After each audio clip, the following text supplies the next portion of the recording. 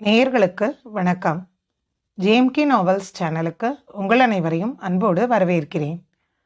கௌரி முத்துகிருஷ்ணன் அவர்களின் எழுத்தில் நாயகன் பாகம் 2 அத்தியாயம் 22.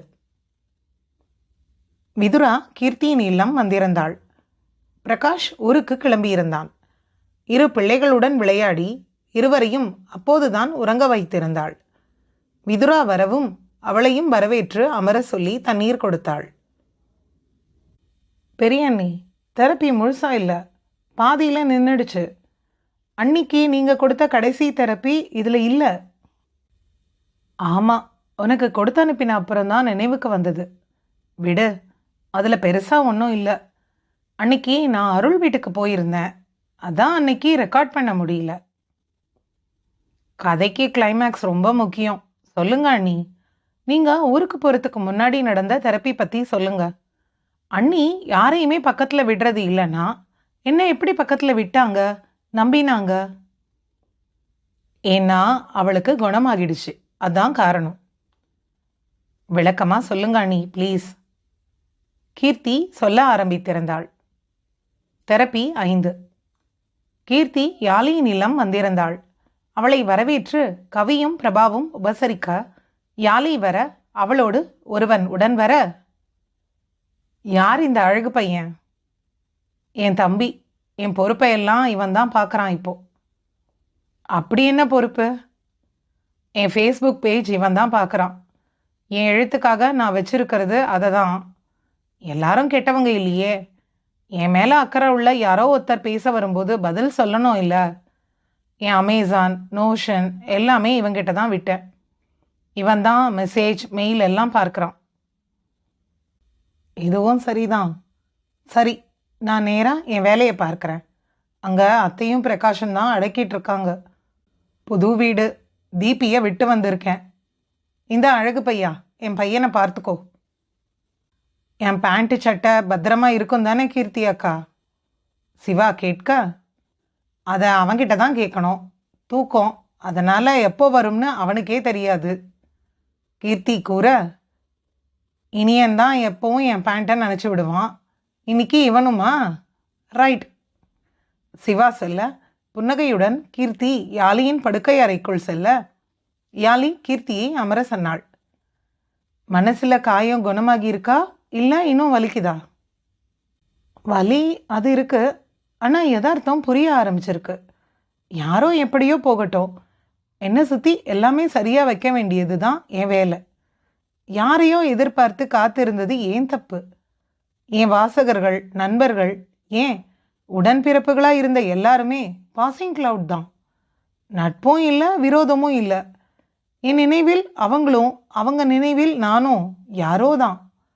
என்ன, எங்களுக்குள்ள அழகாக சில நினைவுகள் இருக்கு.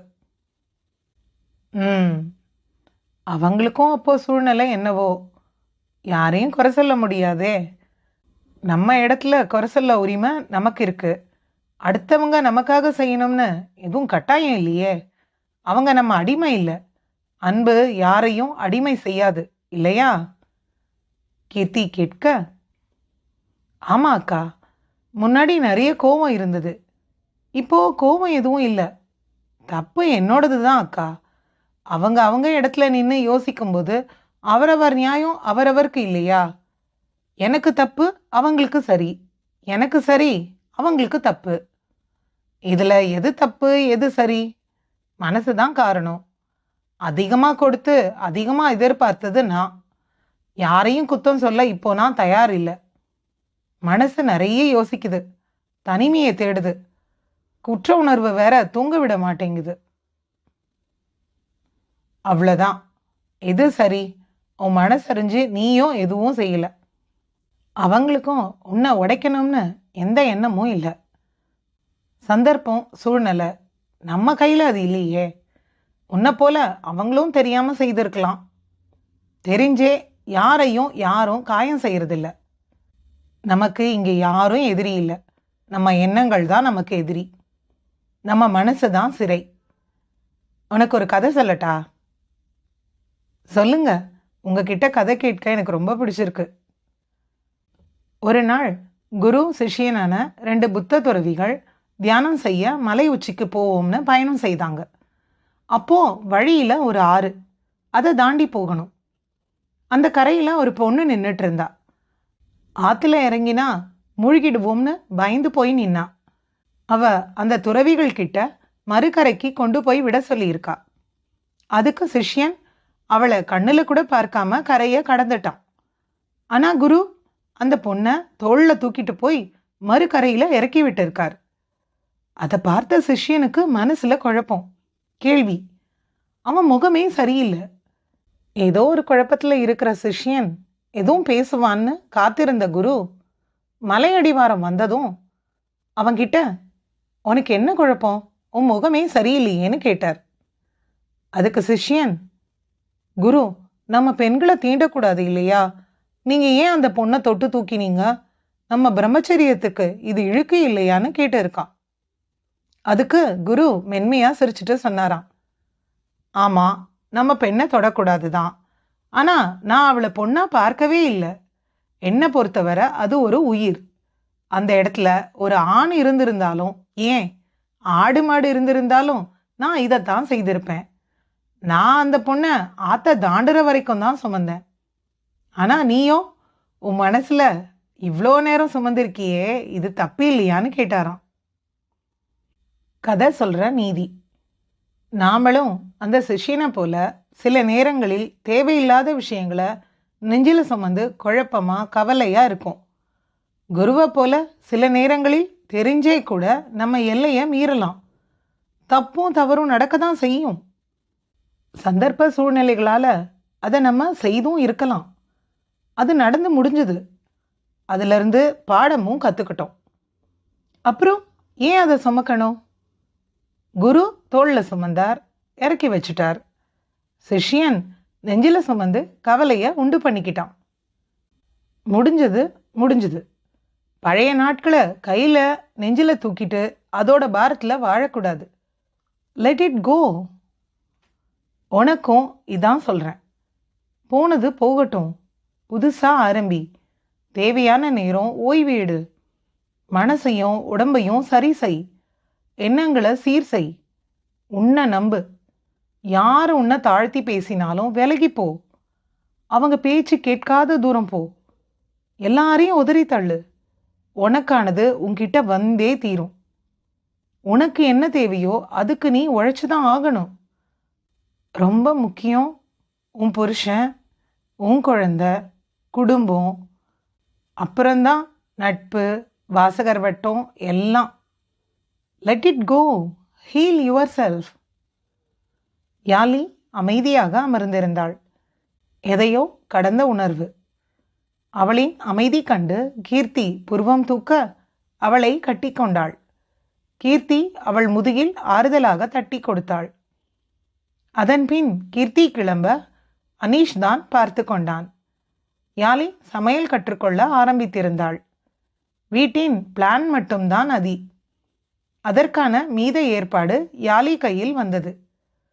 ஷாப்பிங் ஒரு நல்ல ஸ்ட்ரெஸ் பஸ்டர். அது அவளுக்கு வேலை செய்தது. எது வாங்க வேண்டும் என்றாலும் அவள் என்று இருந்தது. கவி முழுதாக அவள் கையில் பொறுப்பை தர யாலி அதில் மற்றதை மறக்க ஆரம்பித்திருந்தாள்.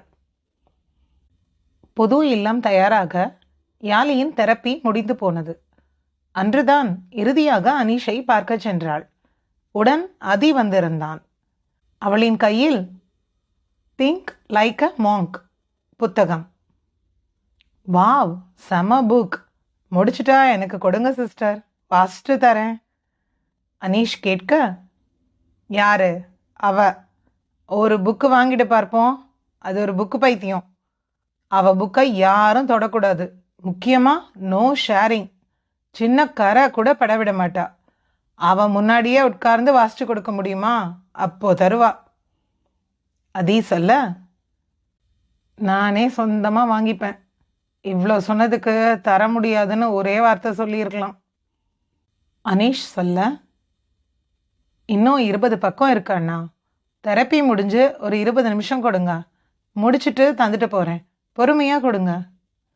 யாழி சொல்லவும், அனீஷ் பல் தெரிய சிரிக்க, அதி புருவம் உயர்த்தி அவளை பார்க்க, யாழி அவனை பார்த்து மென்மையாக சிரித்துவிட்டு சொன்னாள், இங்கே எதுவும் நமக்கு சொந்தம் இல்லை மொழி. எதையும் கொண்டு போக போகிறதும் இல்லை. நம்ம எதையும் கொண்டு வரவும் இல்லை. தேவையில்லாத பிடிப்பு மனசுக்கு சுமை. விட்டு போக முடிஞ்சது நினைவுகள் தான். அது நல்ல நினைவுகளாக இருக்கட்டுமே. என் அண்ணாக்கு புத்தகம் கொடுத்தா எனக்கு எதுவும் குறையாது தானே? அதி தலையசைத்து ஆம் என சொல்ல, அனீஷ் கண்ணில் கண்ணீர் தேங்கி நின்றது. கிடைத்த இடத்தில் தன்னை செடியாகவோ மரமாகவோ மாற்றிக்கொள்கின்றன விதைகள். விழுந்துவிட்ட வலி எழுந்துவிட்டால் மறைந்துவிடும். அத்தியாயம் 22 நிறைவு பெற்றது. அன்பு அனைத்தும் செய்யும். நன்றி.